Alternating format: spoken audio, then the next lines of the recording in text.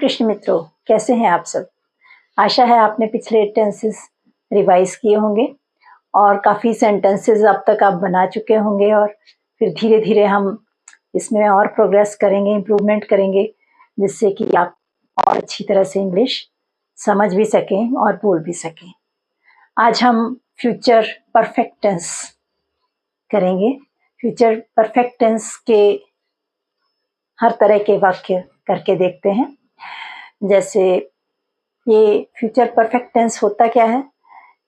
जब कोई काम हो चुका होगा, इसमें चुका, चुके, चुकी के साथ गा, गे, गी का प्रयोग भी होता है। तो कुछ भी मुश्किल नहीं है। अगर आपने पिछले रिवाइज किए हैं तो आगे भी आप अच्छी तरह से कर सकते हैं। फ्यूचर परफेक्ट टेंस में इसमें क्या यूज होता है? सब्जेक्ट। आपको पता ही है, सब्जेक्ट तो हमने बहुत पहले से शुरू किया हुआ है। सब्जेक्ट क्या होता है? कर्ता, ठीक है। Plus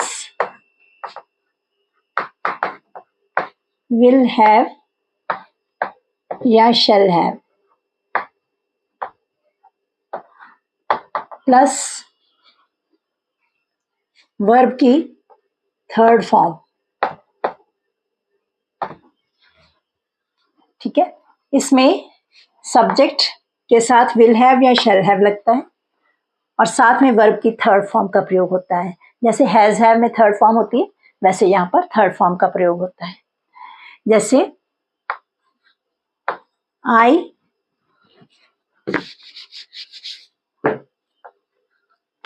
I shall have finished my work. मैं अपना काम खत्म कर चुका हूँगा। I सब्जेक्ट है, shall have, जैसे मैंने आपको बताया था फर्स्ट पर्सन के साथ shall लगता है। shall have वर्ब की third form finished my work, ठीक है। इसी तरह से he will have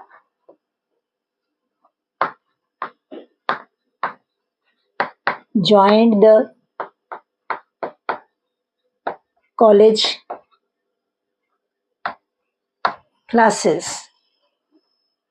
He will have joined the college classes. वह कॉलेज की अपनी कक्षाओं को ज्वाइन कर चुका होगा, ठीक है। इसका मतलब ही पहले ही लगेगा, सब्जेक्ट विल हैव के साथ वर्ब की third form join, joined, joint the college classes या स्कूल क्लासेस, जो भी आप कहना चाहते हैं। इसी तरह से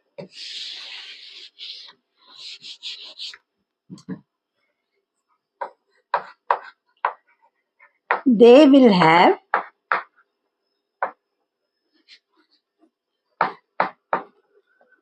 played the match. Way match खेल चुके होंगे।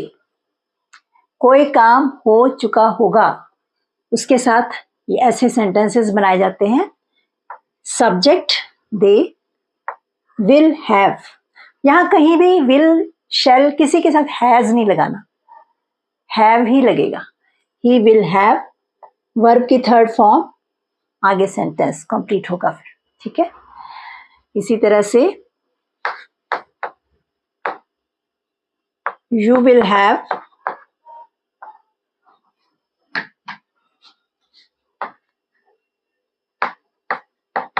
Gone to school,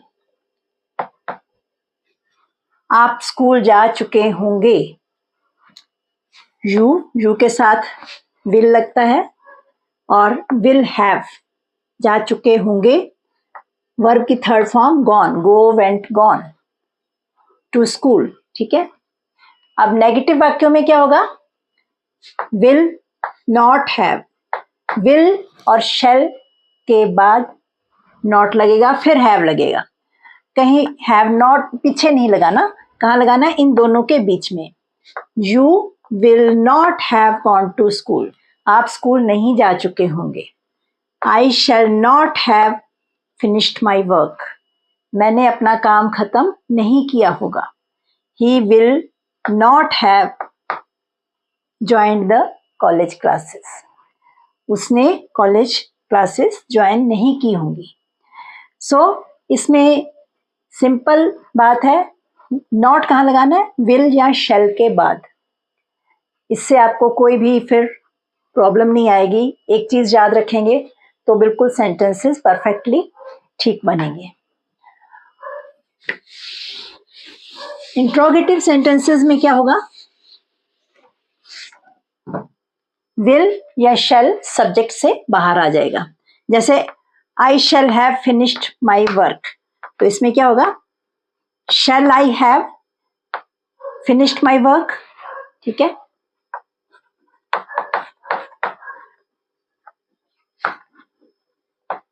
will you have gone there, क्या आप वहां जा चुके होंगे। सब्जेक्ट है यू, अब यहां पर सीधा क्या बन गया, यू हैव गॉन देयर अगर विल को हटा दे, परंतु ये है फ्यूचर परफेक्ट टेंस, तो इसमें यू सिंपल क्या बनेगा, you will have gone there. तो विल को बाहर निकालना है, आपने सब्जेक्ट से पहले ले आना है, फिर हैव का प्रयोग करना है, ठीक है। इसी तरह से सिंपल सेंटेंस क्या होता है,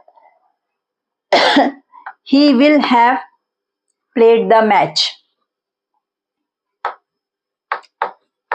विल ही हैव। अब आप कहेंगे ही के साथ हैव लगा रहे हैं, यहां पर ही के साथ हैव नहीं लग रहा है, ये टेंस के हिसाब से बात हो रही है, तो यहां पर सभी के साथ, क्योंकि विल हैव है ये, ठीक है। वैसे तो अब परफेक्ट टेंस में ही शी के साथ हैज लगता है ना, परंतु यहां पर हम फ्यूचर परफेक्ट की बात कर रहे हैं, तो ये विल हैव है। Will he have played the match,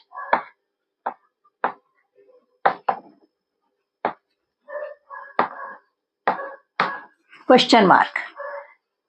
तो इंट्रोगेटिव सेंटेंसेस में क्या होना है, सब्जेक्ट से पहले विल या शैल जो भी है वो सब्जेक्ट से पहले लगेगा।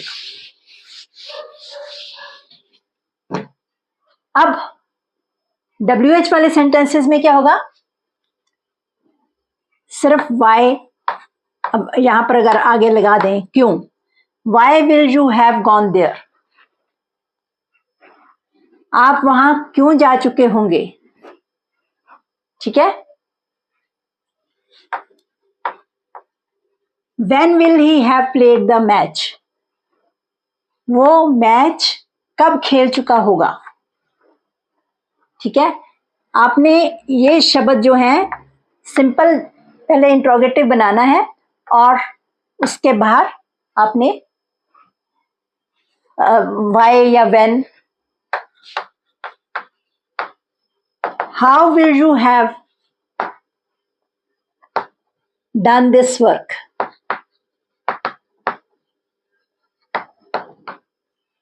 आपने ये काम कैसे किया होगा।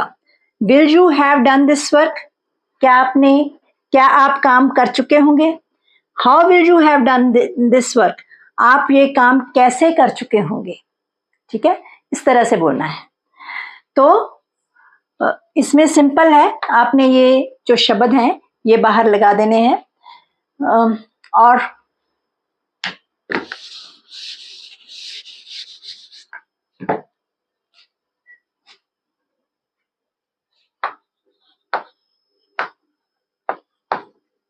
who will have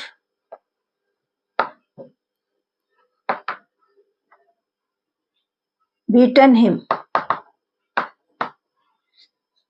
उसे कौन मार चुका होगा, who कौन, ठीक है। या who will have punished him, कुछ भी कह सकते हैं, beaten him या punished him।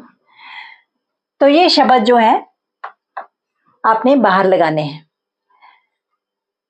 और नाम वाला वाक्य अभी रह गया, तो उसमें कैसे करना है, इंट्रोगेटिव नेगेटिव वाक्य अगर होते हैं, अब ये है ना will you have gone there, ये है इंट्रोगेटिव, फ्यूचर परफेक्ट टेंस का interrogative.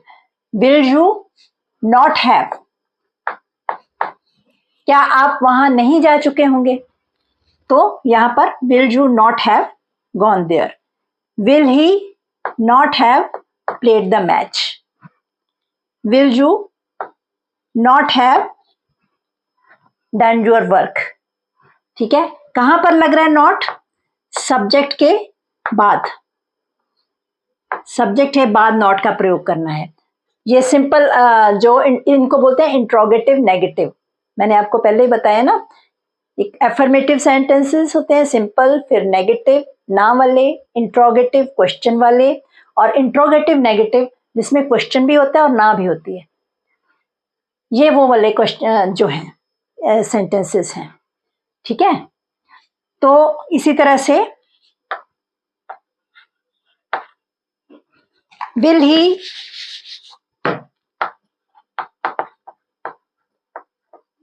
Not have come here, क्या वो यहां नहीं आ चुका होगा। अब कम, केम, कम, कम की थर्ड फॉर्म भी कम होती है, तो विल, सब्जेक्ट से पहले विल लगा और फिर उसके बाद हमने नॉट लगाया और फिर हैव का प्रयोग किया, और ये कम जो है ये वर्ब की थर्ड फॉर्म है। अब ये आप सोचेंगे कम लगाया है तो किस तरह से, फर्स्ट फॉर्म भी कम है, सेकंड फॉर्म केम है और थर्ड फॉर्म फिर कम है, तो ये कैसे डिफरेंस पता चलेगा। ये हमें अपनी कॉमन सेंस से सोचते हैं कि ये कौन सी बात हो रही है, यहाँ पर कम कौन सी फॉर्म है। ठीक है, आई कम टू स्कूल, इसका मतलब मैं आता हूं स्कूल, तो वहां पर वो फर्स्ट फॉर्म है। Will he have not come here, तो यहां पर जो कम है ये थर्ड फॉर्म है।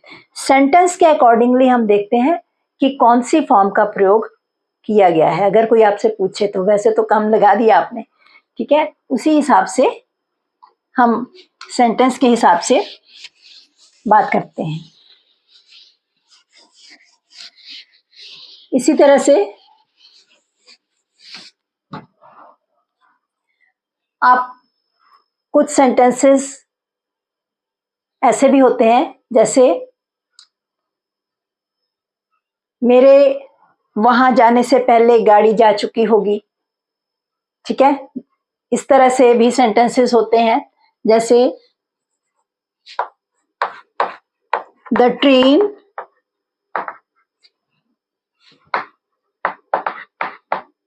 will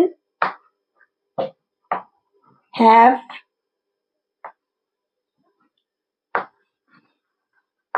gone before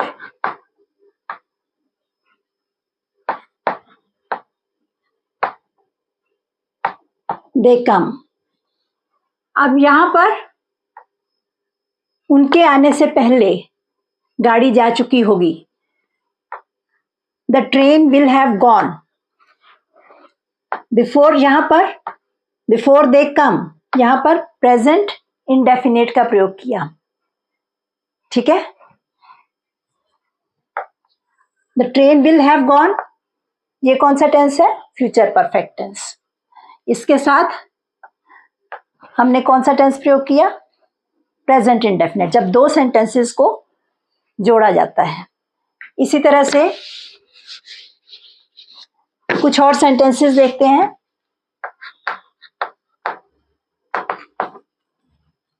He will have finished his work by next week। He will have finished his work by next week। अब यहां पर हमने क्या किया, सब्जेक्ट विल हैव, ठीक है, का प्रयोग किया। वह अगले हफ्ते तक अपना काम कर चुका होगा।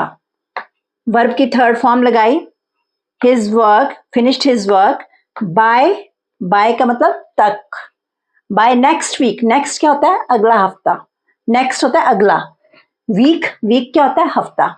ठीक है, तो यह सप्ताह, तो इस तरह से भी प्रयोग कर सकते हैं, या ऐसे भी कह सकते हैं, she will have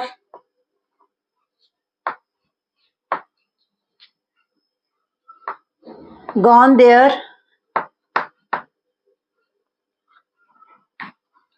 by 6 o'clock. By 6 o'clock. वह 6 बजे तक वहां जा चुकी होगी।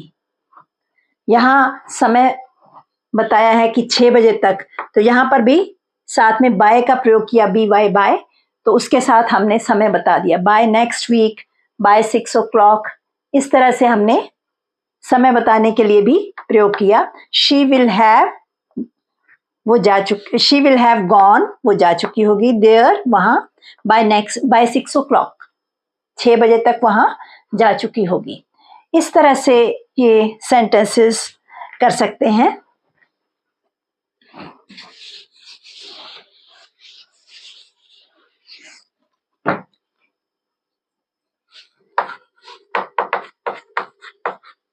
Will the gardener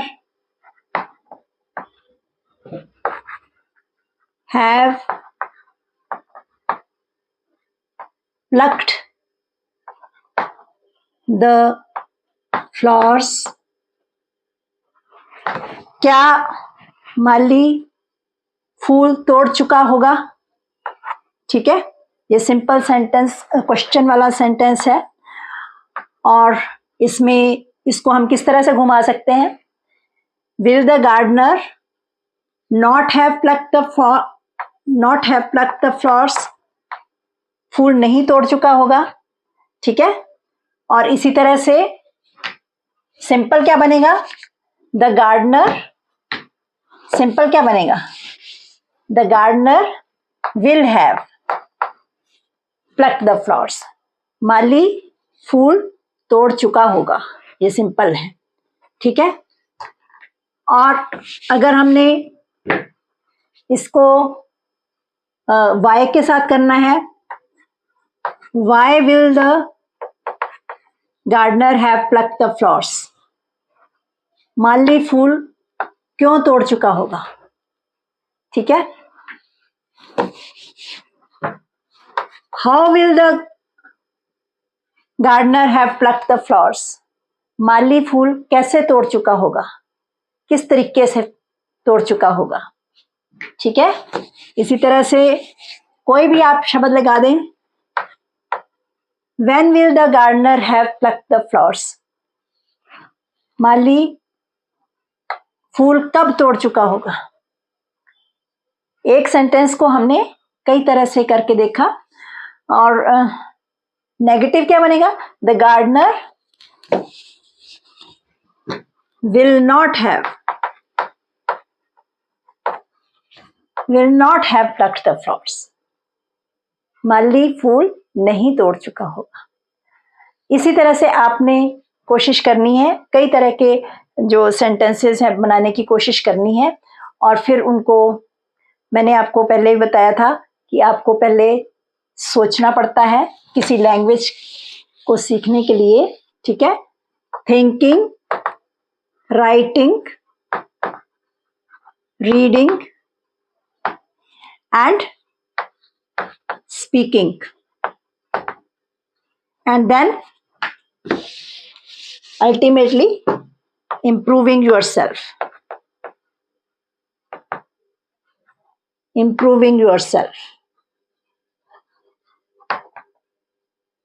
ये कुछ स्टेप्स हैं भाषा सीखने के लिए, जिससे कि आप धीरे धीरे सीख सकते हो, ताकि ये ना हो कि आप बोले मैं सिर्फ बोल सकता हूँ, लिख नहीं सकता, या लिख सकता हूँ और बोल नहीं सकता, ये सभी चलेगा। और राइटिंग इज मस्ट, क्योंकि writing makes a man perfect. जो लिखना टाल देते हैं, लिखने में प्रोक्रेस्टिनेशन करते हैं, यानी टाल मटोल करते हैं, तो फिर उनको वो परफेक्शन नहीं आती है। आशा है आप इस तरह से कुछ वाक्य बनाएंगे, लिखेंगे और बोलने की कोशिश करेंगे।